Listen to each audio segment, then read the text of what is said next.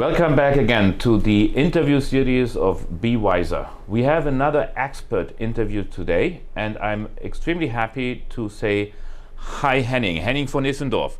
He's an expert on options, and we know that we only tipped the iceberg a little bit on the option world in our training program. We couldn't go any deeper.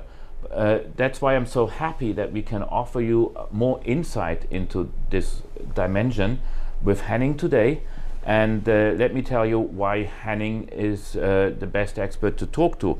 Henning spent 12 years at various investment banks, at Lehman Brothers, JP Morgan, Deutsche Bank, and others. And he is a trading and structuring expert.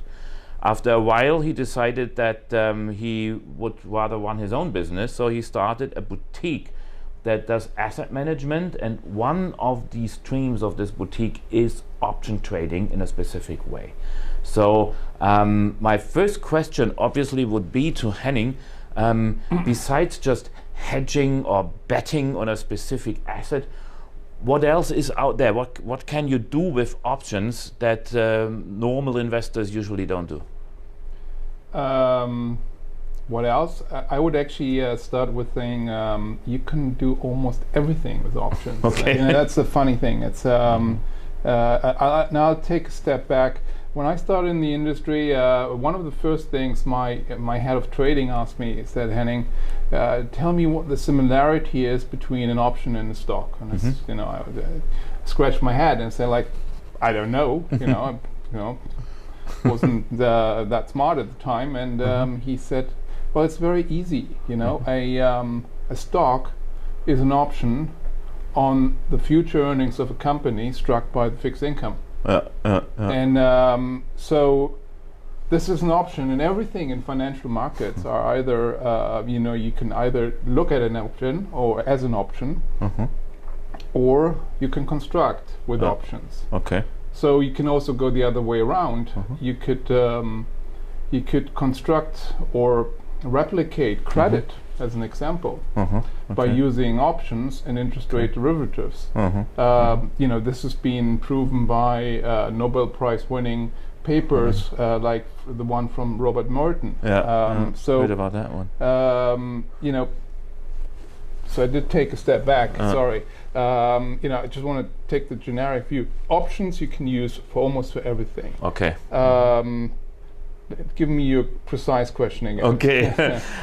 Let me take a step back now, because I didn't mention that you founded Tungsten, your company, already in 2006, so that's quite a while ago. Sure. I remember that only in the 1980s we had these option exchanges being set up, so that liquid options, tradable options, standardized options made the market much bigger. Before that it was more an OTC market. OTC, that's the short for over the counter, so it's tailor-made contracts rather than standardized products. And then options became standardized, and then it became very big.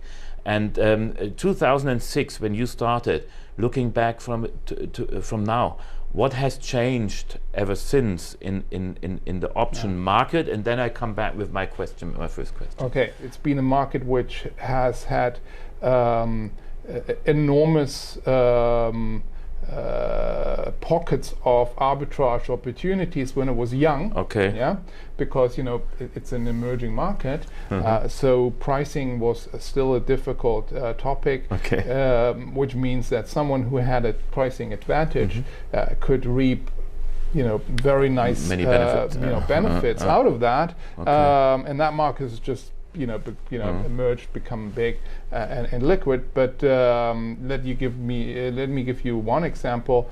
All through the 90s still, and until the midst of the first decade of the 2000s, one option market was still cheap and very attractive, which was the convertible market, which means that. And I may come back to that later in terms of what the technical background of this is, but that that you would buy the options too cheap to the underlying, and that was a great opportunities for investors, because buying the options too cheap specifically embedded in convertible bonds. They were long term, so you had huge, nice, possibilities of arbitraging, of building risk profiles, which were very beneficiary to to the investor base, and that's one of the reasons why. There's this investment sector referred to and still being referred to, even so it's not the same as it used to be, which is, for example, the style of convertible arbitrage. That's one of the one of the fields I was you were active in. I was active in. I was I was beneficiary of that market being very nicely structured towards the investor at the time. And that was a great time. Okay, so the market became bigger. It became more mature. There's less arbitrage opportunities than there used to be, or different ones, and people have to work harder to find opportunities. Is that? Well, in fact, no. It became more perfect in terms of pricing. Now we go very quickly to what is option theory, and I just don't want to be boring. But the price of an option is determined by let's call it the strike price to an underlying, how far you are away. You've probably done that on your course. Yeah, and then we mentioned all the most important factors. The second and a very big impact on the pricing of that option is, let's call it the probability you derive to the strike being met or exceeded. Yeah. Or met several times, but that again would be more complicated. But it's actually the nature of how options are priced, which is essentially the volatility. It's actually it's one of the most fascinating asset classes you can. Well, it's actually not an asset class; it's an asset. It's an asset. Yeah. It's an asset you can trade. It's not an asset class. But it also has a term curve, which changes all the time, but in normal times it's a normal shaped curve, like how a traditional interest rate curve or a credit spread curve. So going out longer the maturity, the higher. As long as you go, it will. It will rise a little bit, and in the very short term, it in normal times when everything is calm, it's a nicely shaped concave curve. Now, first of all, what the issuers did is they were sold by the investment banks successfully, and that's over more than a decade. The idea to sell their volatility embedded in the convertible bonds on their shares, they could sell that volatility, pass it on to the market at the price of the short-term volatility, which was lower. And it should have been higher.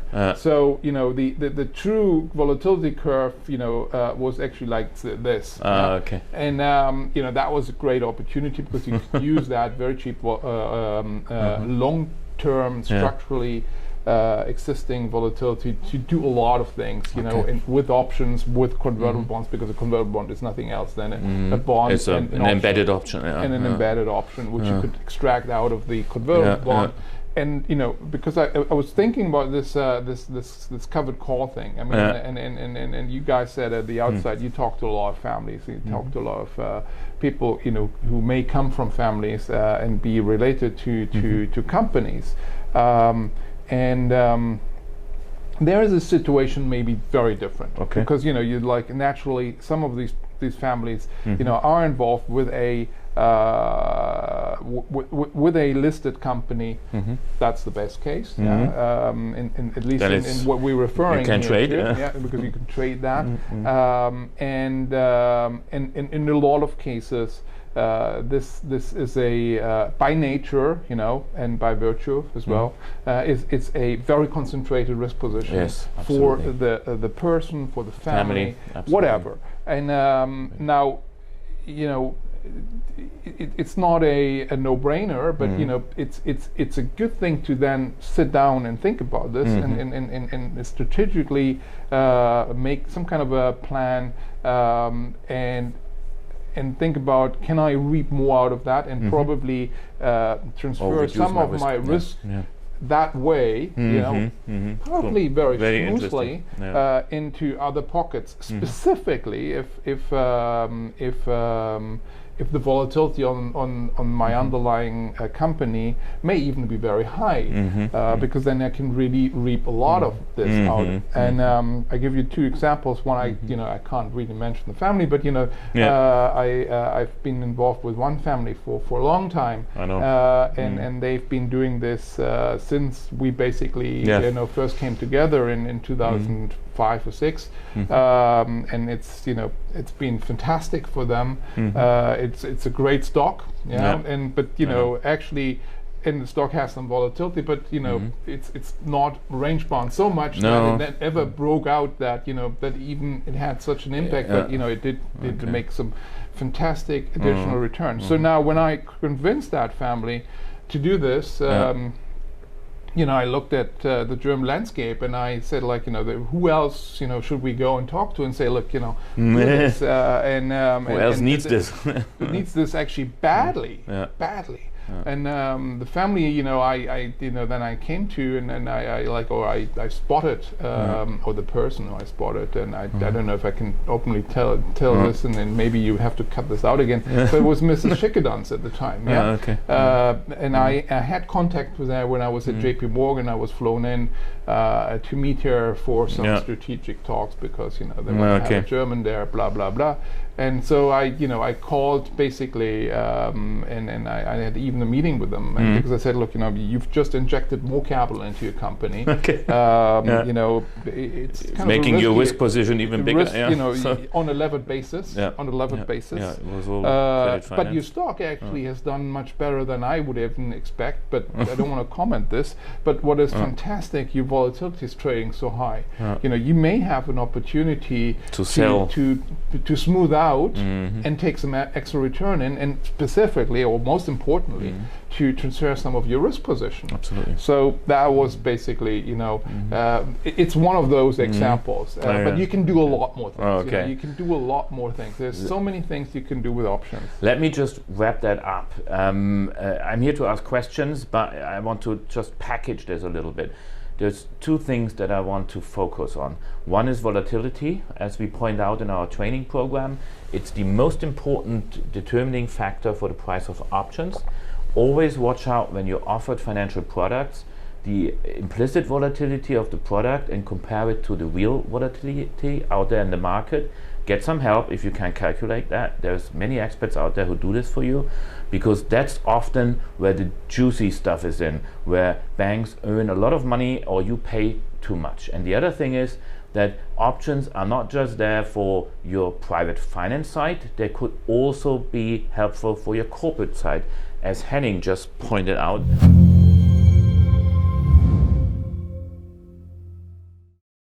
I wanted to add one other or two other things. Is first of all, we have not talked about one thing is that there is an option premium.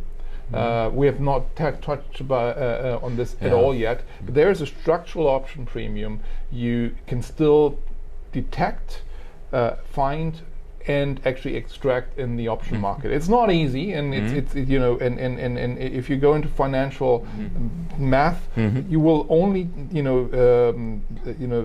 with high security detect that option premium on equity indices, but it's attractive, and it's attractive from different, and this is what you were coming to, and it's what your question was sourced to. It's attractive from the perspective that it's actually a risk premium which is more stable, a lot more stable than equity risk premiums. And it's higher. It's higher than equity risk premium. The only thing is it's because it only has very few events where it goes wrong. Every time it goes wrong, it's usually ugly. Okay, I got you. And sometimes not only ugly, it's really nasty.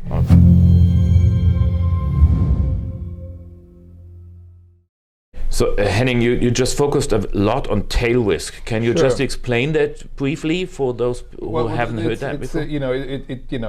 statistically, you would say it's in a distribution. Yeah, it's the far left side. You know, it's very unusual that it happens, but when if it happens, you're lost. It's really bad, and it's an event which is less has a low probability, but when it happens, it may hurt you or hurt your portfolio really badly.